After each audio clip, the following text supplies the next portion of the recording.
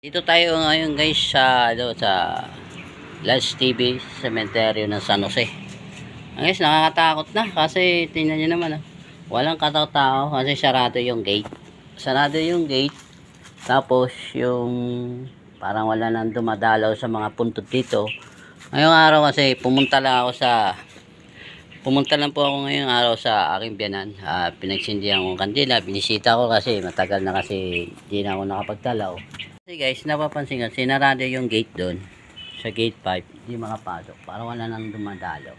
Tingnan nyo, parang haunted cemetery na siya.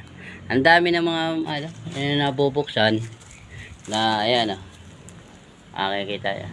Hindi ko alam kung anong plano nila din siya sa cemetery. Wala, napaka haunted cemetery na siya, nakakatakot. Yan walang laman. Ayan, nakikita niya. Walang laman. Walang laman. Tapos parang tinatanggal na yung iba. Tapos, wala.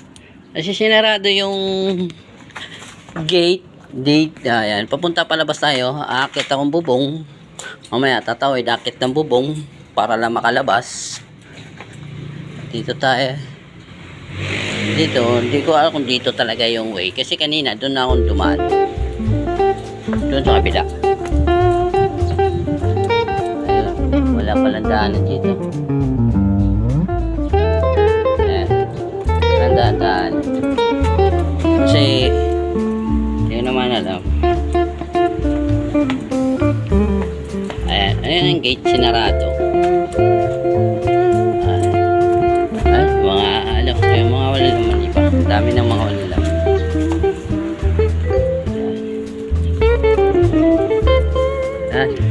Dito, ito ngayon,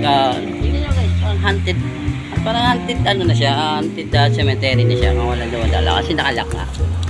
Walang gano'n dumadalaw. Tapos, ito pa guys, ayang bubong na yan, yung bubong. Doon tayo aakyat para makatawid sa kabila. Para doon tayo makakalabas kasi sinarado nga, gawa ng sinarado yung gate. Tapos kailan natin makalabas, aapak tayo dito, aapak dyan, tapos tatawid. Uy, may buto pa kanino kaya buto yan? Dito na tayo sa bubong. Ayan lang yung kalsada, yung National Highway ng San Jose, Luzon. Dito tawid tayo dito. Uy, may kilala pa ko sa Linda Salmori. Kita pa ako ng yan na, palabas na tayo guys. Dito tatawid na naman tayo dito. Yan na nakapwesto. Dito tayo nakapwesto. Taso baba tayo dyan. Baba tayo. Tapos yun na, yun ang mga cemetery. Uy, ayun guys, may nakikita ba kayo? Ayun ang haunted house ng San Jose, haunted cemetery San Jose del Monte Musol, Bulacan. Kaya guys, bababa na tayo. Ayan ako.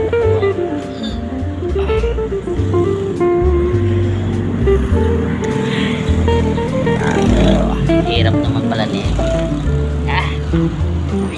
Salamat. Kaya guys, palabas na tayo. Kaya hanggang dito na lang yung vlog ko, vlog natin. See you next year ulit, sunod na next vlog natin mga Kalan City TV. Sige, bye bye.